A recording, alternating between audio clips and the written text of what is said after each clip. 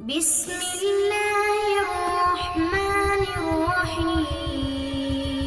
فرد کی دعائیں صحابہ کرام کے لیے جنہوں نے اپنے خون سے اس دین اسلام کے پودے کو پروان چڑھایا، تابعین کے لیے، تبع تابعین کے لیے، محدثین کے لیے، اولیاء دین کے لیے، بزرگان دین کے لیے جنہوں نے اپنی زندگیاں اس دین اسلام کے لیے وقف کر دی، اور ہر اس مسلمان کے لیے جو اسلام کی حالت میں اپنے رب سے جا ملا، اللہ ان سب کو کروٹ کروٹ سکون نصیب فرمائے۔ حضرات گرامی قدر، اللہ کے نبی صلی اللہ علیہ وسلم کے پاس ایک مرتبہ ایک صحابی آیا، آ کر کہنے لگا، اے اللہ کے رسول صلی اللہ علیہ وسلم، میں گاؤں کا رہنے والا ہوں، دیہاتی ہوں، تو میرے اندر ایک مسئلہ ہے کہ میری طبیعت کے اندر بڑی سختی ہے، میرے مزاج کے اندر بڑی سختی ہے، اور میں اس سختی کی وجہ سے بڑا پریشان ہوں، کیا کروں؟ اللہ کے نبی صلی اللہ علیہ وسلم نے فرمایا، میرے صحابی، لا تحقرن من المعروف شیئا، کسی بھی نیکی کو حقیر نہیں سمجھنا، چھوٹا نہیں سمجھنا، اس نسخے پر تو عمل کر لے، اللہ رب العزت تیرے دل کو نرم کر دے گا، تیرے مزاج کی سختی کو ختم کر دے گا۔ کرنا کیا ہے؟ لا تحقرن من المعروف شیئا، کوئی بھی نیکی اس کو تحقیر نہیں کرنی، اس کو چھوٹا نہیں سمجھنا۔ اور یہ بات بھی یاد رکھیے گا، نیکی کوئی بھی ہو، عظیم الشان نیکی ہوتی ہے، نیکی کوئی بھی ہو بہت بڑی نیکی ہوتی ہے، نیکی چھوٹی نہیں ہوا کرتی۔ اس کی وجہ کیا ہے؟ میں ایک مثال دے کر سمجھاتا ہوں۔ میں کسی کو کہوں یار اس بندے کو پکڑ لو، تو اس بات کے اندر کوئی اتنا دم نہیں ہے، اتنی ویلیو نہیں ہے، لیکن اگر یہی بات کہنا یہی ہے پکڑ لو، یہ بات علاقے کا انسپیکٹر کہہ دے تو پولیس چھاپے مارتی پھرتی اس بندے کو پکڑنا پڑتا ہے، اس بات میں ایک وزن پیدا ہو جاتا ہے، کیا ہے؟ بندے کا عہدہ بڑھ گیا۔ اور اسی بات کو اگر کور کمانڈر کہہ دے یا وزیر اعلیٰ پنجاب کہہ دے تو اس بات میں اور زیادہ وزن پیدا ہو جاتا ہے، اور اگر اسی بات کو وزیر اعظم عمران خان کہہ دے کہ فلاں بندے کو پکڑ کے لاؤ تو اس بات کا وزن اور زیادہ بڑھ جاتا ہے، بات وہی ہے پکڑ لو۔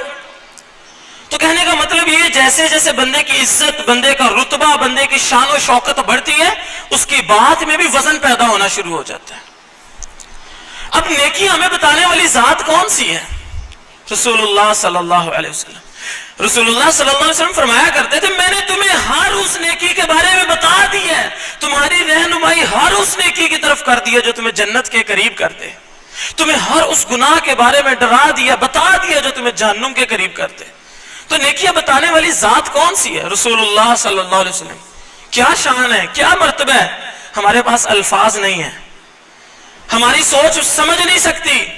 قصہ مختصر کہ اللہ رب العزت کے بعد اس پوری کائنات میں اگر کوئی سب سے اعلیٰ مرتبے والی شخصیت ہے تو رسول معظم صلی اللہ علیہ وسلم کی شخصیت۔ تو جب شان کائنات کا سردار کوئی بات کرے تو اس کی بات کی کوئی ویلیو نہیں ہوگی کیا؟ چونکہ نیکیاں بتانے والی ذات رسول اللہ کی ہے، فرامین اگرچہ اللہ رب العزت کے ہیں، لیکن رسول اللہ صلی اللہ علیہ وسلم نے ہمیں نیکی کے بارے میں بتایا۔ جس طرح رسول اللہ کی ذات سب سے اعلیٰ تو رسول اللہ کے الفاظ بھی سب سے اعلیٰ، رسول اللہ صلی اللہ علیہ وسلم کی ہر بتائی ہوئی نیکی بھی سب سے اعلیٰ۔ نیکی چھوٹی نہیں ہوا کرتی، مختصر یہ کہ حضرت عائشہ رضی اللہ تعالیٰ عنہ کا واقعہ بڑا مشہور ہے، سنا ہوگا آپ نے۔ کہتی ہے نا، ایک دن میرے گھر میں ایک عورت آئی، اس نے آ کر کہا، اماں جان 3 دن ہو گئے میرے پاس کھانے کے لیے کچھ نہیں ہے، بھوکھی ہوں، کچھ کھانے کے لیے ہے تو دے دیجئے۔ کائنات کے سردار کی بیوی ہے، پورے گھر کو چھان مارا، پورے گھر میں سے سوائے 2 کھجوروں کے کچھ کھانے کے لیے نہیں ملا۔ آج ہمارے سٹیٹس کی جنگ ختم نہیں ہوتی، ہمیں شکر گزاریاں کرنے کی توفیق نہیں ملتی، ہم سمجھتے ہیں ہم غریب ہیں۔ یہ کائنات کے سردار کی بیوی اماں عائشہ رضی اللہ تعالی عنہا کہتی، میں نے پورے گھر کو ڈٹول دیا سوائے 2 کھجوروں کے، مجھے کھانے کے لیے کچھ نہیں ملا۔ میں نے وہ 2 کھجوریں اٹھائی اور لا کر اس عورت کو دے دی کہ یہ لے، اپنے پیٹ کی بھوک مٹا لے۔ اس کے ساتھ 2 بچیاں تھیں، اس نے ایک کھجور کو توڑا، آدھا ایک بچی کو دیا، آدھا ایک بچی کو دیا۔ جب آدھا ٹکڑا بانٹ دیا، ان بچوں کو بھی بھوک تھی، انہوں نے جلدی جلدی منہ میں ڈال دیا، اور ڈال کر ابھی دوسری کھجور اس عورت کے ہاتھ میں ہے۔ دونوں بچیوں نے اپنی امی کی طرف بڑے ترس بری، درد بری نگاہ سے دیکھا، شاید یہ بھی ہمیں مل جائے۔ ماں کو ترس آ گیا، اس نے اس کھجور کے بھی 2 ٹکڑے کیے، ایک ٹکڑا اس کو دے دیا، ایک اس کو دے دیا، خود بھوکی رہ گئی۔ پھر اب اور تو کچھ تھا نہیں کھانے کو، چلی گئی۔ اماں جی عائشہ فرماتی ہے میں اتنا حیران ہوئی، بڑے تعجب میں پڑ گئی کہ اس عورت کو 3 دن سے کھانے کے لیے نہیں کچھ ملا تھا۔ چلو ان کو تو آدھی آدھی کھجور مل گئی تھی، ایک ہی کھا لیتی، نہیں کھائی۔ بڑے حیران اور تعجب کی حالت میں بیٹھی ہوئی ہیں، اوپر سے رسول اللہ صلی اللہ علیہ وسلم آ گئے۔ کہا عائشہ کیا ہوا؟ کہا اللہ کے رسول صلی اللہ علیہ وسلم بڑا ہی عجیب واقعہ ہوا ہے، میرے پاس ایک عورت آئی تھی، اس نے کہا کھانے کے لیے کچھ نہیں ملا، 3 دن ہو گئے بھوکی ہوں، میرے پاس سے صرف 2 کھجوریں گھر سے نکلی، میں نے وہ دے دی، ایک ایک ٹکڑا اس نے پہلے دیا، بچیوں نے ترسی ہوئی نگاہ سے دوبارہ دیکھا، اس نے وہ بھی ان کو دے دیا، خود پھر بھوکی رہی۔ اللہ کے نبی صلی اللہ علیہ وسلم نے فرمایا عائشہ اس میں تعجب والی بات کون سی ہے؟ اس عورت نے ایک کھجور جو بعد میں اپنے حصے کے بھی ٹکڑا کر کر کے بچوں کو دے دی، اللہ رب العزت سے اس نے ایک کھجور کے بدلے جنت خرید لی ہے، اللہ نے اسے ایک کھجور کے بدلے جنت عطا کر دی ہے۔ نیکی کوئی چھوٹی ہوتی؟ کوئی نیکی چھوٹی نہیں ہوتی میرے بھائیوں۔ امام ابو داؤد رحمہ اللہ علیہ لکھتے ہیں کہ میں ایک مرتبہ مطالعہ کر رہا تھا دریا کے کنارے بیٹھ کر، تو میرے پاس سے کشتی نکلی، گزری، اس میں کسی بندے کو چھینک آئی، اس نے کہا الحمدللہ۔ اب حدیث کے اندر آتا ہے رسول اللہ صلی اللہ علیہ وسلم فرمایا جب کوئی مسلمان بھائی چھینک مارے وہ الحمدللہ کہے، اور سننے والے کے اوپر لازم ہے وہ آگے سے یرحمک اللہ کہے۔ امام ابو داؤد کہتے ہیں میں اپنے دھیان میں پڑھ رہا تھا، لیکن بسا اوقات چھٹی اس بتا دیتی کہ کسی نے چھینک ماری ہے واضح، لیکن کہتے ہیں میں اپنے دھیان میں تھا، میں نے غور ہی نہیں کیا۔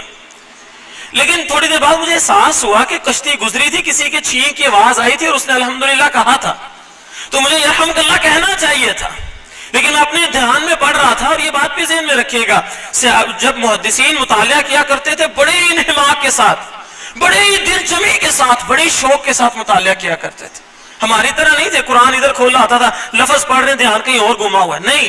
امام مسلم رحمہ اللہ علیہ کی موت بھی تو ایسی ہی واقع ہوئی تھی نا، کسی نے مسئلہ پوچھا، گھر آئے، کھول کے پڑھنا شروع کر دی، مطالعہ کرنا شروع کر دی، بھوک لگی ہوئی تھی بہت زیادہ، تو کسی نے کھجوروں کا ٹوکرا تحفے میں بھیجا تھا، تو بیگم صاحبہ نے وہی ٹوکرا اٹھا کے امام مسلم کے پاس رکھ دیا۔ امام مسلم پڑھتے جا رہے ہیں، دھیان پڑھائی میں انہماک ہے، پوری دل جمی سے مطالعہ کر رہے ہیں، کھجوریں کھاتے جا رہے ہیں۔ بعد میں پتا چلا جب ٹوکرا ہی ختم ہونے کے قریب پہنچ گیا تو پتا چلا کہ بھوک بہت زیادہ تھی، بہت زیادہ کھجوریں کھا لی، امام مسلم بیمار ہو گئے، گرمی ہو گئی، اور اسی بیماری میں پھر فوت ہو گئے۔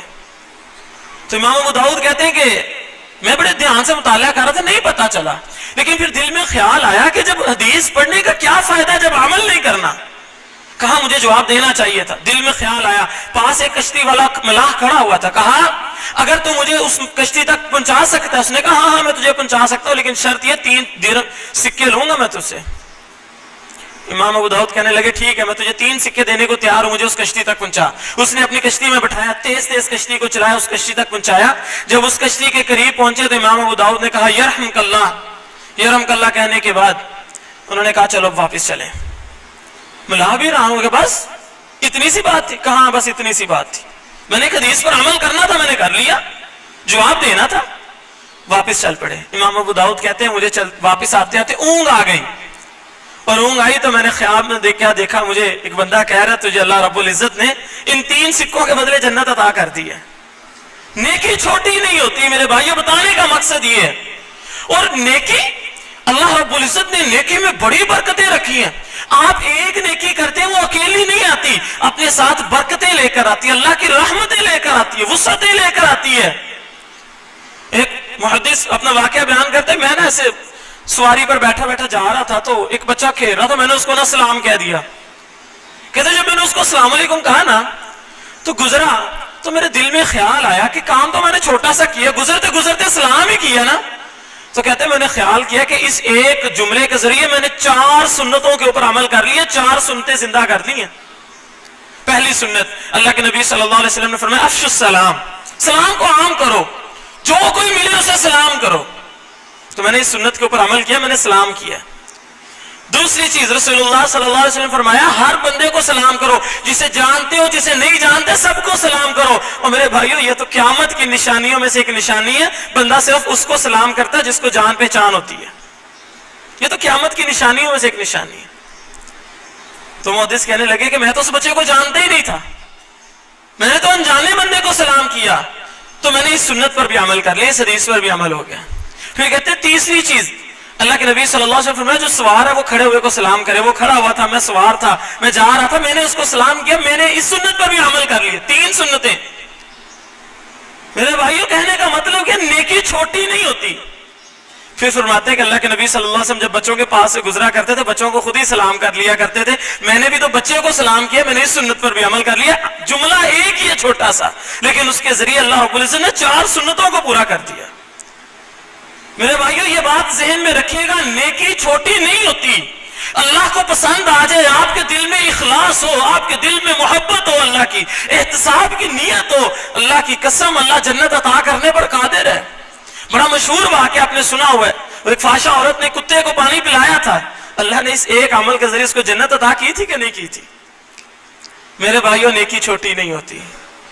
ہمیں آج یہ تہیہ کر کے اٹھنا ہے کہ کوئی بھی نیکی ہو ہم کریں گے، چھوٹی سے چھوٹی نیکی، کسی نیکی کو چھوٹا نہیں سمجھیں گے۔ جب نیکی کو چھوٹا نہیں سمجھیں گے، اللہ دلوں میں نرمیاں بھی پیدا کر دے گا، اللہ مزاج کے اندر نرمیاں بھی پیدا کر دے گا، سختیاں بھی دور ہو جائیں گی اور محبتیں بھی بڑھ جائیں گی۔ میرے بھائیو، صحیح مسلم کے اندر حدیث ہے، رسول اللہ صلی اللہ علیہ وسلم نے ایک مرتبہ فرمایا، میرے صحابہ 40 کام ایسے ہیں، ان میں سے کوئی بندہ ایک کام کر لے 2 چیزوں کے ساتھ۔ ایک تو اس کا ایمان مضبوط ہو، اللہ پر ایمان ہو، اور دوسرا اس کو اللہ کے اوپر جنت کی امید ہو۔ امید ہے نا، مسئلہ یہ کہ اکثر بھائی کہتے ہیں جی خانہ کعبہ کے سامنے جا کے جب دعا کرتے ہیں نا، اللہ بڑی جلدی قبول کرتا ہے، فوراً اس کا اثر نظر آ جاتا ہے۔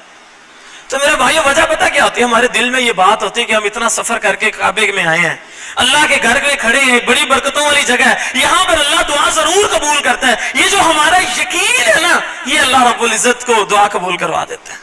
اللہ رب العزت تمہاری دعا یہاں پر بیٹھے بیٹھے سننے پر قادر ہے۔ شرط یہ کہ دل میں یقین ہونا چاہیے کہ اللہ تو قبول کرنے پر قادر ہے، یقین ہو اللہ تو جنت دے سکتا ہے۔ اللہ یہ عمل چھوٹا سا ہے، وہ فحشہ عورت تھی، اللہ تو نے صرف کتے کو پانی پلانے کی وجہ سے جنت عطا کر دی، اللہ تو میرے اس چھوٹے سے عمل کی وجہ سے بھی مجھے جنت عطا کر سکتا ہے۔ اللہ کو عمل پسند آ جائے، اللہ جنت دینے پر قادر ہے۔ تو اللہ کے نبی صلی اللہ علیہ وسلم فرمایا 40 کام ایسے، کوئی ایک کام ان میں سے بندہ کر لینا ایمان کی حالت میں اور اللہ سے جنت کی امید رکھتے ہوئے، اللہ اس ایک کام کے بدلے جنت عطا کر دیتا ہے۔ لیکن اللہ کے نبی صلی اللہ علیہ وسلم نے وہ سارے کام نہیں بتایا، سب سے بڑا کام بتایا۔ یہ نہ سمجھنا کہ کہیں وہ کام بہت بڑے بڑے کام ہوں گے پھر اللہ جنت دے گا۔ اللہ کے نبی صلی اللہ علیہ وسلم نے سمجھاتے ہوئے فرمایا ان 40 کاموں میں سے سب سے بڑا کام پتہ کیا ہے؟ تم اپنے کسی بھائی کو ایک بکری تحفے میں دے دو کہ جا بھائی اس سے اپنی ضرورت پوری کر لے۔ ایک بکری کتنی کو ویلیو ہوگی؟ 15,000 20,000 زیادہ سے زیادہ۔ ایک بکری کسی کو تحفے میں دے دو، اللہ رب العزت اس عمل کے ذریعے اللہ رب العزت تم سے جنت عطا کر دے گا۔ یہ سب سے بڑا کام ہے، باقی 39 کام اس کا مطلب اس سے چھوٹے ہیں، لیکن اللہ کے نبی صلی اللہ علیہ وسلم نے وہ بتایا نہیں۔ یہ شریعت کا کمال حسن ہے، کمال کی مزے کی بات ہے، کمال کا اصول ہے یہ۔ اللہ کے نبی صلی اللہ علیہ وسلم نے فرمایا نا، جمعے والے دن ایک گھڑی ہوتی ہے، حدیث میں آتا ہے اللہ کے نبی نے انگلی کے اشارے سے بتایا، چھوٹی سی گھڑی ہوتی ہے، لیکن اس گھڑی کے اندر جو بندہ اس کو دعا میں پا لے، دنیا کی کوئی نعمت مانگے اللہ دنیا کی عطا کر دیتا ہے، آخرت کی نعمت مانگو اللہ آخرت کی نعمت عطا کر دیتا ہے۔ گھڑی چھوٹی سی ہے، لیکن اللہ کے نبی صلی اللہ علیہ وسلم نے اس گھڑی کو مختص نہیں کیا۔ ڈھونڈو، علماء میں شدید اختلاف، کوئی کہتا ہے کب ہے، کوئی کہتا ہے کب ہے، کوئی کہتا ہے عصر کے بعد۔ مختصر یہ کہ مختص کیوں نہیں کیا؟ اس وجہ سے کہ اللہ رب العزت چاہتے میرا بندہ مجھے پکارتا رہے، اس گھڑی کی تلاش میں مجھے یاد کرتا رہے۔ اللہ کو کوئی بھی ادا پسند آ جاتی، ہو سکتا ہے اس گھڑی کی تلاش میں تم اور کتنی دعائیں مانگو اللہ وہ قبول کر لے۔ اللہ تو قادر ہے نا اس چیز پر، اس کے خزانوں میں کوئی کمی تو نہیں۔ اللہ کے نبی صلی اللہ علیہ وسلم نے لیلۃ القدر کی فضیلت بتائی، اور اللہ رب العزت نے قرآن میں بھی بیان کیا، لیلۃ القدر خیر من الف شہر، لیلۃ القدر کی رات 1000 مہینوں سے بھی بہتر ہے۔ برابر پھر نہیں کہا، سے بھی بہتر، مطلب ایک بندے میں جتنا جوش، جتنی لگن، جتنا اخلاص ہوگا اتنا اللہ رب العزت اجر کو اور بڑھا دے گا۔ ہو سکتا ہے 1000 سال تک لے جائے، اس کے خزانوں میں کوئی کمی ہے، لیکن اللہ رب العزت نے لیلۃ القدر کی رات کو بھی فکس نہیں کیا۔ کیا کہا؟ تاک راتوں میں تلاش کرو۔ کیوں؟ اللہ چاہتا ہے میرا بندہ مجھے پکارتا رہے۔ تو اللہ رب العزت نے رسول اللہ صلی اللہ علیہ وسلم کے ذریعے یہاں پر باقی 39 کام نہیں بتائے جن کے ذریعے اللہ جنت دے سکتا ہے. وجہ کیا ہے؟ سب سے بڑا کام بتا کر یہ بات بتا دی کہ یہ سمجھ لو، دل میں بٹھا لو کہ یہ عمل چھوٹے چھوٹے ہیں جن کے ذریعے اللہ نے جنت عطا کرنی ہے. اب کرنا کیا ہے؟ ہم کوئی بھی عمل کریں، کوئی بھی نیکی کریں، دل میں تہیہ کر لیں کہ ہو سکتا ہے یہ نیکی ان 40 کاموں میں سے ایک کام ہو، اور دل میں یہ نیت کر لیں اللہ اس عمل کے ذریعے تو نے مجھے جنت عطا کرنی ہے، اور اللہ دینے پر قادر ہے.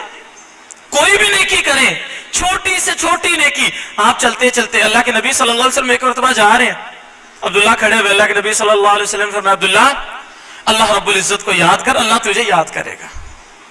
بات تو بن گئی نا، نصیحت ہے نا چھوٹی سی. تجھے جب کسی چیز کی ضرورت ہو اللہ سے مانگ، بات تو چھوٹی سی ہے، نصیحت ہے. ہم بھی تو بچوں کے پاس سے گزرتے ہیں، ہم نے کبھی چھوٹی چھوٹی نصیحتیں کی؟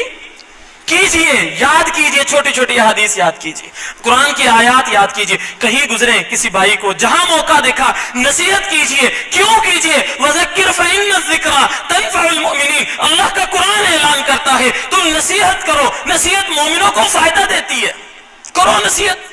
ہو سکتا ہے جب بھی نصیحت کرو دل میں یہ تہیہ کر لو اللہ ہو سکتا ہے یہ نصیحت کرنا 39 کاموں میں سے ایک کام اللہ اس کے بدلے مجھے جنت عطا کر دے. ہم نماز پڑھنے کے لیے آتے ہیں نا، پاس بچے بھی بیٹھے ہوتے ہیں، بیوی بھی بیٹھی ہوتی ہے، دوست یار بیلی بھی بیٹھے ہوتے ہیں، دفتر میں ہو تو ارد گرد کولیگز بھی بیٹھے ہوتے ہیں، چپ کر کے اٹھ کے آ جاتے ہیں نماز پڑھنے. کیوں؟ ہم اس چیز کو معمولی سمجھتے، کسی کو کیا کہنا، وہ کہیں گے انہوں نے کون سا پڑھنی ہے. اور نہیں میرے بھائیو، آپ کا کام ہے نصیحت کرنا. اٹھتے وقت کہو میرے بچے اٹھو اٹھو، آپ بھی نماز پڑھو، میرے ساتھ چلو نماز پڑھنے. دفتر سے اٹھنے لوگوں کولیگز کو کہو یار نماز پڑھنے چلیں. ہو سکتا ہے آپ کی اس نصیحت کرنے کی وجہ سے کوئی بندہ اٹھ کے آپ کے ساتھ نماز کے لیے آ جائے، اللہ کو یہی ادا پسند آ جائے، اللہ آپ کے لیے جنت کا پروانہ جاری کر دے. نصیحت کرتے رہیے. کوئی غریب آ جائے، کوئی غریب بچے دیکھ لے یا کہیں کسی مسکین کو دیکھ لے، آپ کے پاس نہیں ہے استطاعت، نہیں خرچ کر سکتے، لیکن آپ کا کوئی دوست، کوئی جاننے والا مالدار ہے، وہ پیسے خرچ کرنا چاہتا ہے، آپ اس کی رہنمائی کر دیجئے. تو میں فلاں مدرسے کو جانتا ہوں، وہاں بڑے غریب بچے پڑھتے ہیں، وہاں بڑے مسکین بچے پڑھتے ہیں، یار ان کے اوپر خرچ کر لو. تجھے نہیں غریب بدنا مل رہا، نہیں مسکین مل رہا، ان کو سوٹ لے کر دے دو. اپنے بچوں کے لیے سوٹ لیے نا، چل یار تیرے 2 بچے ہیں، 4 بچے، تو نے اتنے سوٹ لیے ہیں، وہ مدرسے کے 4 بچے ان کو بھی سوٹ لے دو، مسکین ہے بیچارے، اچھی سی جوتی لے دو ان کو. آپ نے رہنمائی کی، آپ کی رہنمائی کرنے کی وجہ سے اس کے دل میں نیکی کرنے کا خیال آ گیا. اللہ کی قسم وہ 1 لاکھ روپیہ اگر خرچ کرے گا، چونکہ رہنمائی آپ نے کی تھی، نصیحت آپ نے کی تھی، توجہ آپ نے مبذول کروائی تھی، آپ کی توجہ مبذول کروانے کی وجہ سے اللہ رب العزت آپ کو بھی 1 لاکھ خرچ کرنے کا ثواب دے گا. نیکی چھوٹی کہاں ہوتی ہے میرے بھائیو؟ نیکی تو ہمیشہ بڑی ہوتی ہے. اللہ کو تو یہاں کا اخلاص چاہیے.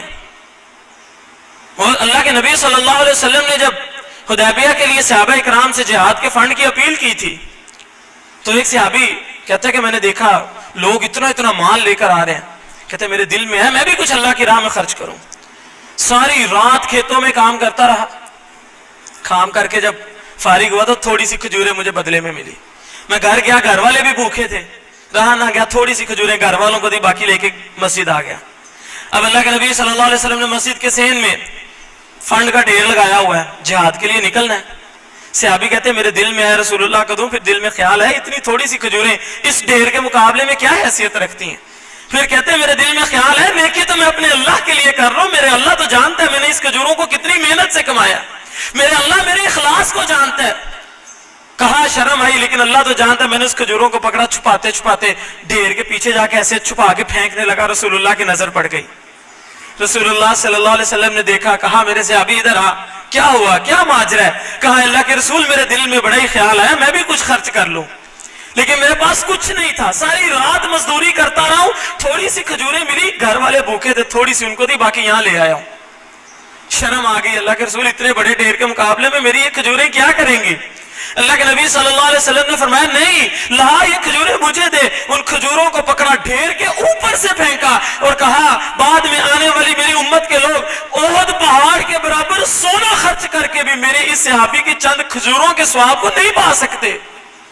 اللہ کو اخلاص چاہیے، اللہ کو تمہارا تقویٰ چاہیے. یہ روزے کیوں رکھتے ہیں؟ ہمارے بھوکے رہنے سے اللہ کو کیا فائدہ؟ اور اللہ تو بڑی محبت کرتا ہے. کبھی ماں اپنے بچے کو بھوکا دے سکتی ہے؟ وہ اللہ اتنی محبتیں کرتا ہے اس پوری دنیا کے اندر. اللہ رب العزت فرماتے ہیں میں نے اپنی رحمت کے 100 ٹکڑے کیے, ایک ٹکڑا میں نے اس روئے زمین پر پھینکا, 99 ٹکڑے میرے پاس ہیں.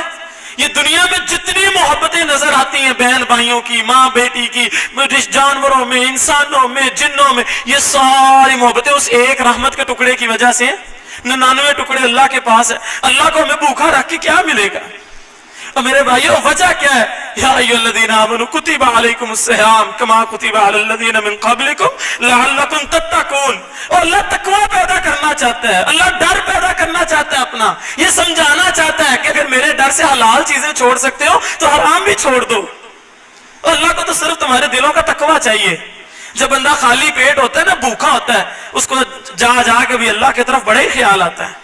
کبھی عصر کے بعد سے لے کے جو مغرب کے ٹائم تک کی فیلنگ ہے نا, ہر وقت دل میں ایک لمحے کے لیے بھی کبھی کبھی احساس نہیں جاتا. پیاس ٹکا کر لگی ہوتی ہے, بھوک ٹکا کر لگی ہوتی ہے, ہر لمحے خیال آ رہا ہوتا ہے میں اس اللہ کی ذات کے لیے بھوکا ہوں.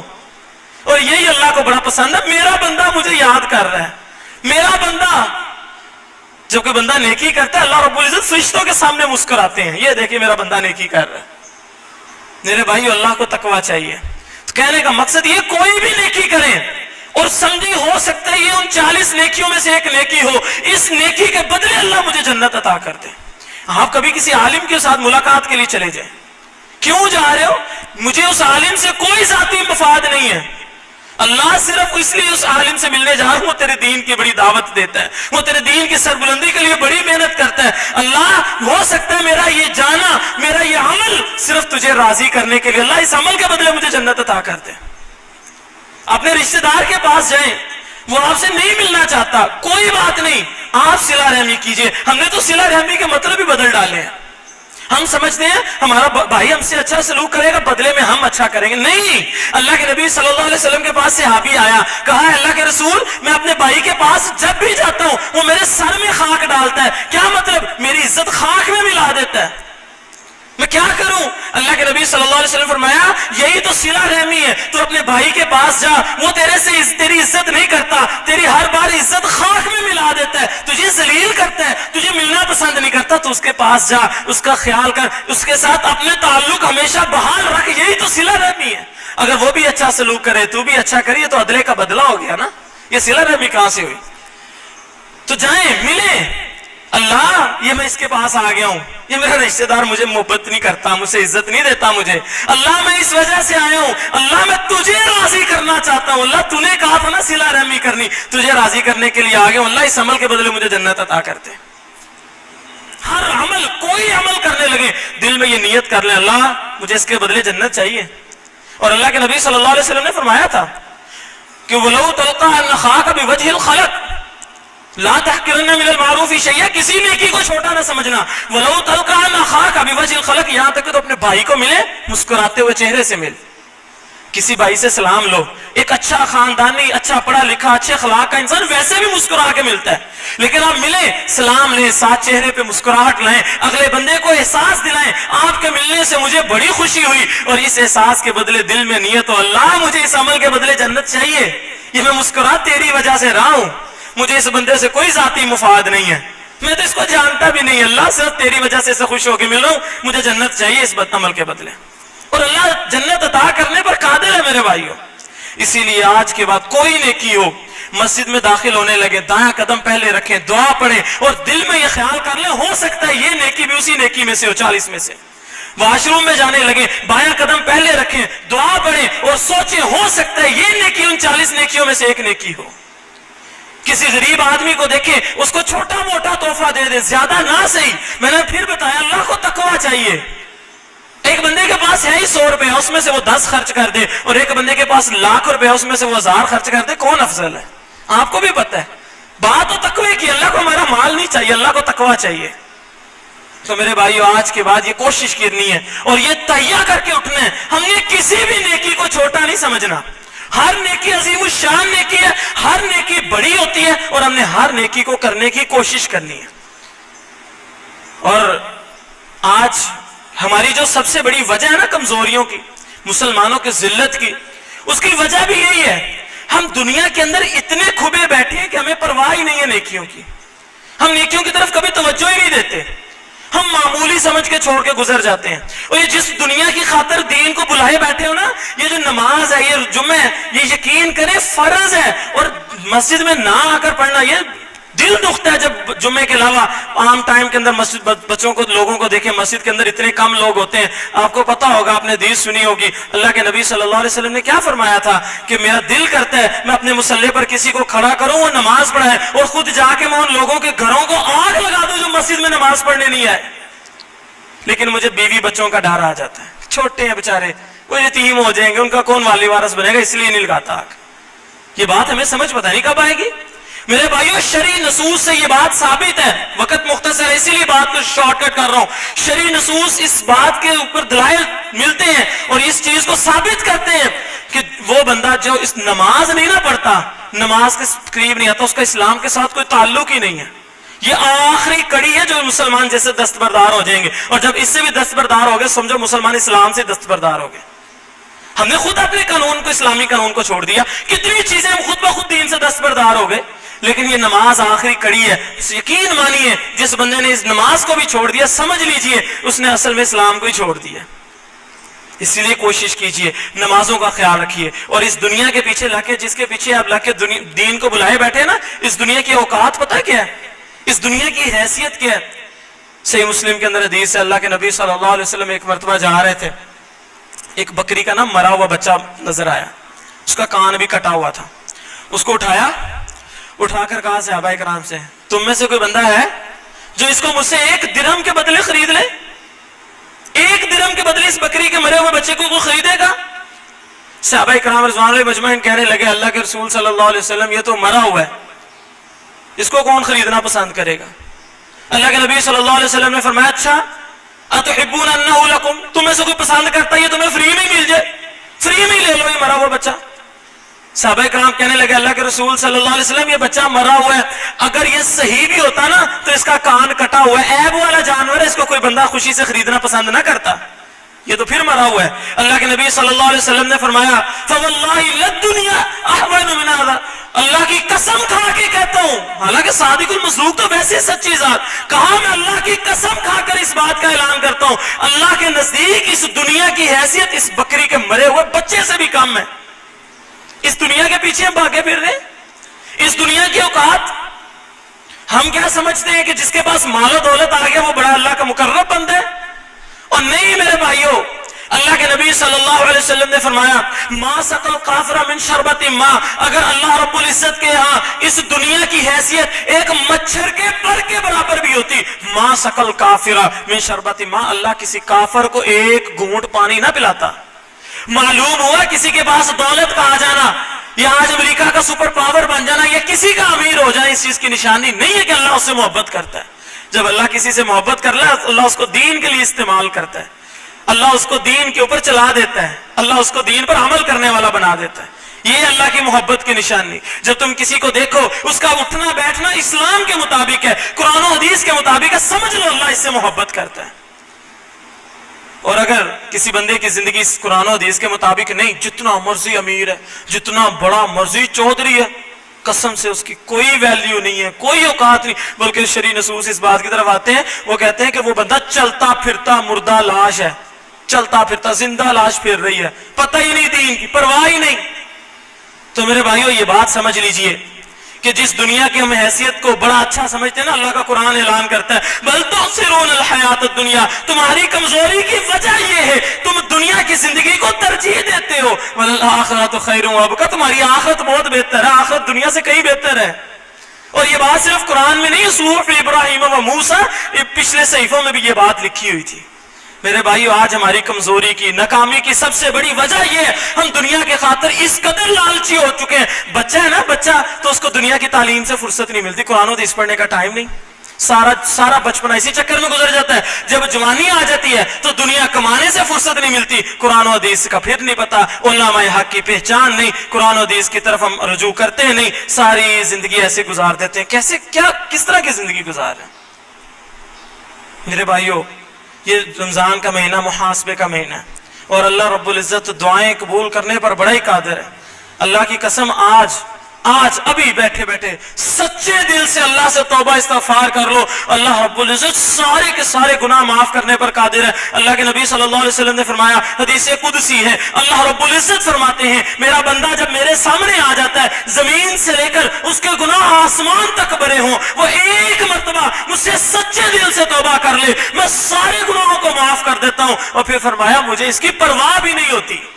آج تہیہ کر کے اٹھیں، پچھلے گناہوں کے اللہ سے سچے دل سے معافی مانگ کے اٹھیں، اور پھر اللہ رب العزت سے یہ وعدہ کر کے اٹھیں، اللہ آئندہ زندگی گزاروں گا تیرے بتائے ہوئے اصولوں کے مطابق گزاروں گا، اپنی زندگی قرآن و حدیث کے مطابق گزاروں گا۔ اور یہ بات سمجھ لیجئے، اسلام کو تمہارا 1 گھنٹہ نہیں چاہیے، اسلام کو صرف تمہارا 1 دن نہیں چاہیے، اسلام کو تمہارا صرف رمضان کا مہینہ نہیں چاہیے، اسلام تو تم سے تمہاری زندگیوں کی ڈیمانڈ کرتا ہے، اسلام تو تم سے تمہاری اولادوں کی ڈیمانڈ کرتا ہے۔ لوگوں آؤ اپنی زندگی اسلام پر وقف کر دو، اپنے بچوں کو اسلام پر وقف کر دو، اپنے کاروبار کو، مال و دولت کو اسلام پر وقف کر دو، اللہ بدلے میں تمہیں سب کچھ عطا کر دے گا، تمہاری دنیا بھی بہتر بنا دے گا، تمہاری آخرت بھی بہتر بنا دے گا۔ مسند احمد کی حدیث وتفرغ لعبادتی ولی، کتنی مشہور حدیث ہے، رسول اللہ صلی اللہ علیہ وسلم فرماتے ہیں، اللہ رب العزت فرماتے ہیں یا ابن آدم، ہے آدم کے بیٹے، تفرغ لعبادتی، اپنے آپ کو میری عبادت کے لیے فارغ کر۔ ہوگا کیا؟ تو میری عبادت کے لیے ٹائم نکال،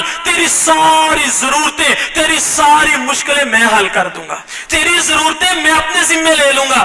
اور اگر تو نے ایسا نہ کیا، تو نے میری عبادت کے لیے ٹائم نہ نکالا، تجھے اپنا کاروبار عزیز ہے، تجھے اپنے بیوی بچے عزیز ہیں، تو اللہ رب العزت نے دھمکی بھی لگا دی۔ کہا آخرت کی دھمکیاں تو بات کی بات ہے، میں دنیا کی دھمکی اللہ رب العزت اس حدیث میں لگا رہے ہیں۔ اللہ رب العزت فرماتے ہیں ملأت یدک شغلا، تیرے ہاتھوں کو فضول کاموں میں الجھا دوں گا، لگا رہے گا، تیری ضرورتیں پوری نہیں ہوں گی، تیری مشکلیں ختم نہیں ہوں گی۔ ایک پورا ہوگا کوئی اور مسئلہ کھڑا ہو جائے گا، وہ کر کے نکلے گا اور مسئلہ کھڑا ہو جائے گا، اس کو ختم کر کے نکلے گا، گھر کے بچے بیمار ہو جائیں گے، بچوں سے نکلے گا کسی اور مسئلے، کبھی کسی اور مسئلے، ساری زندگی الجھا رہے گا، تیری ضرورتیں بھی پوری نہیں ہوں گی۔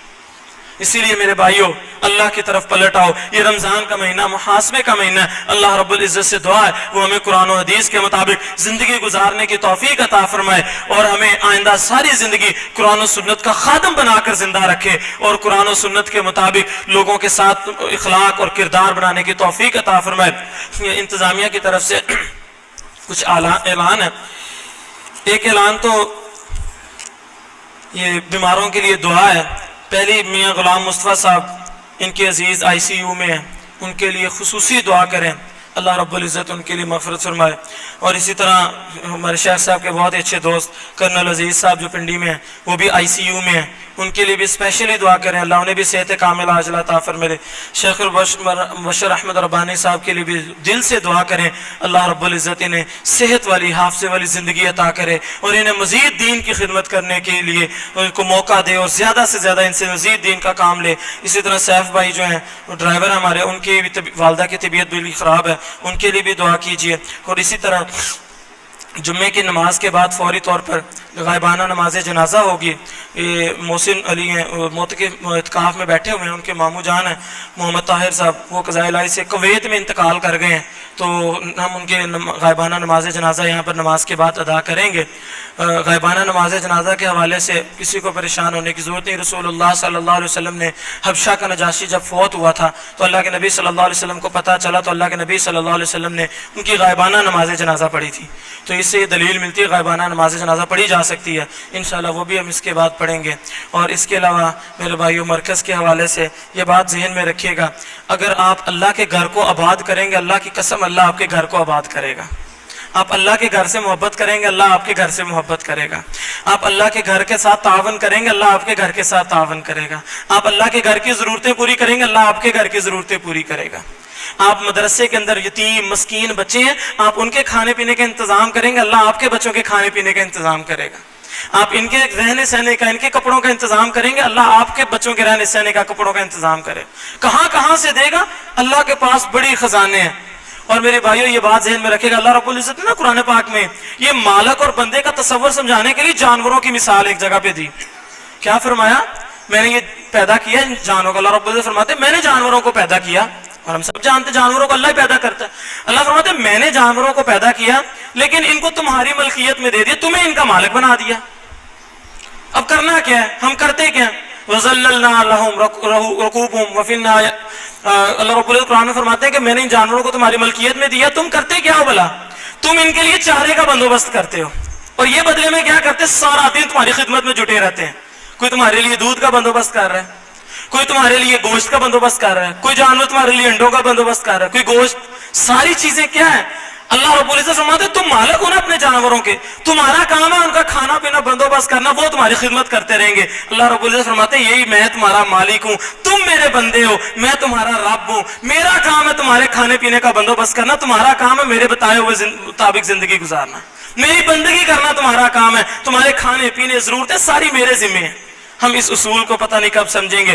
खुदारा मेरे भाइयों इस चीज को समझिए और इस चीज के ऊपर कोशिश कीजिए कि आइंदा आने वाली जिंदगी में आपने इन मदारिस के बच्चों को, इन यतीम और मिस्कीन बच्चों को आपने अपने घर के बच्चों की तरह समझना है। जिस तरह कभी कभी अपने घर के बच्चों को लेकर सैर पे जाते हैं, कभी कभी इनके साथ 1 घंटा टाइम निकाल कर आए, कभी छुट्टी वाले दिन आ जाए, बच्चों के साथ आकर बैठे, आओ बच्चों क्या हाल चाल, उनसे गपशप करें, उनको इस चीज का एहसास ना होने दें कि आप लोग अपनी फैमिली से दूर हैं, आप उनकी फैमिली बन जाएं। उनके लिए कभी बाजार ले जाएं, कोई चीज ले आए उनके लिए, कभी शेख साहब से पूछें, उनके बेटे से पूछें भी इनके लिए किस चीज की जरूरत है, इनके पास अच्छे कपड़े हैं कि नहीं, ईद आ रही है यार, इनको गर्मियां आ गई, इनके लिए सूट खरीदे कि नहीं खरीदे, इनके लिए किस चीज की कमी है बताएं। ये मस्जिद है, इसमें किस चीज की कमी है, खुदारा इसको अपने घर की तरह समझें। घर में घड़ी का सेल भी खराब हो जाए तो हमें पता होता है, सेल भी लेकर आते हैं। मसाजिद की चीजें खराब हो जाए सवाए तनकीद के काम नहीं मेरे भाई, खुद मिले, आप नियत लेकर जाएं। हो सकता है आप कोई काम ना ही हो सकता है सारे काम चल रहे हो, अल्लाह तो आपकी नियत की वजह से आपको अजर देगा कि नहीं देगा। मेरे भाइयों आज के बाद आपने अल्लाह के घरों को अपना घर समझना है। ये सारी बातें चूंकि जुम्मतुल विदा है, मैं इसीलिए नसीहतें कर रहा हूं कि हम इस मौके के ऊपर मसाजिद में इकट्ठे होते हैं, इनको आबाद करना हमारी जिम्मेदारी है। अगर इनको आबाद नहीं करेंगे अल्लाह हमारे घरों को आबाद नहीं करेगा। इसीलिए बीमारों के साथ भी तावन कीजिए, गरीबों के साथ भी तावन कीजिए, मसाकीन के साथ तावन कीजिए। और सदकातुल फितर इस हवाले से भी अल्लाह के नबी सल्लल्लाहु अलैहि वसल्लम ने फरमाया कि चाहे कोई आदमी बच्चा है, चाहे बूढ़ है, चाहे जो मर्द है, चाहे औरत है, चाहे गुलाम है, चाहे आजाद है, हर बंदे के ऊपर सदकातुल फितर वाजिब है, फर्ज दे, सिवाय उस बंदे के जिसके पास 2 टाइम का खाना ना हो, बाकी सब बंदों पर फर्ज है सदकातुल फितर। और ये सदकातुल फितर आप अदा करें। किस तरह अदा करना है? 2.5 किलो हदीस में आता है ना, 1 सा। अब हम समझते हैं कि आटे के बराबर 125 रुपए करके हम दे देते हैं। मेरे भाइयों 2.5 किलो पता है कौन सा खाना जो हम अपनी आम जिंदगी में इस्तेमाल करते हैं? क्या हम सिर्फ आटा खाते हैं? क्या सिर्फ चावल खाते हैं? अगर कोई बंदा बकरे का गोश्त खाता है, उसको चाहिए वो 2.5 किलो बकरे के गोश्त के बराबर पैसे दे। अगर कोई बंदा ज्यादातर दालें खाता है, वो दाल के मुताबिक पैसे दे। जो आटा यूज करता है ज्यादातर, वो इसके मुताबिक। जो आपके घर की आम खुराक है उस खुराक के मुताबिक 2.5 किलो आपने फी कस के हिसाब से, हर बंदे के हिसाब से आपने सदकातुल फितर निकालना है। बेहतरीन तरीका आप हिसाब लगा लें कि इतना महीने में हमारा चावल यूज होता है, इतना आटा यूज होता है, इतनी चीजें, वो सारा निकाल के आप राशन बना के जितनी इस्तिताअत हो सके कम से कम ये 125 बनता है, आपने इसको खर्च करना है। और सबसे पहले अपने गरीब रिश्तेदारों में देखें, नहीं मिलते अपने इर्द गिर्द देखें, आपके घरों में काम करने वाले थे, अगर कोई भी गरीब है नहीं तो मसाजिद के अंदर आ जाए। यहाँ पर यतीम बच्चे पढ़ते हैं, मस्कीन बच्चे पढ़ते हैं, और मैं समझता हूँ ये बहुत बड़े हकदार हैं। और सही बात तो ये है, आज इतने फितनों के दौर में जहाँ गवर्नमेंट भी मसाजिद के साथ तावन नहीं करती, वहां पर भी दीने इस्लाम को संभाला इन्हीं चटाइयों पर बैठने वाले बच्चों ने दिया हुआ है। यही बच्चे हैं जो आज आपको गंदे मंदे नजर आते हैं, किसी का नाक बह रहा है, किसी के पास अच्छे कपड़े नहीं है, मेरे कुछ है, लेकिन कल को हो यही बच्चे इस मसनद मिंबर रसूल पर बैठ के लोगों को दीन समझा रहे होते हैं। इसीलिए खुदारा इनके ऊपर खर्च कीजिए। और मैं फिर कहूंगा कि अगर आपको इर्द गिर्द कोई रिश्तेदारों में नहीं मिलता, मैं ये समझता हूँ ये मस्कीन बच्चे सबसे ज्यादा इस चीज के हकदार हैं, आप इनके ऊपर खर्च करें। अल्लाह रब्बुल इज्जत से दुआ है वो हमें इस सारे के सारे मामलात को समझने की और उसके मुताबिक जिंदगी गुजारने की तौफीक अता फरमाए और हमें कुरान और हदीस के मुताबिक चलने वाला बनाए। व आखिरु दावाना अल्हम्दुलिल्लाहि रब्बिल आलमीन।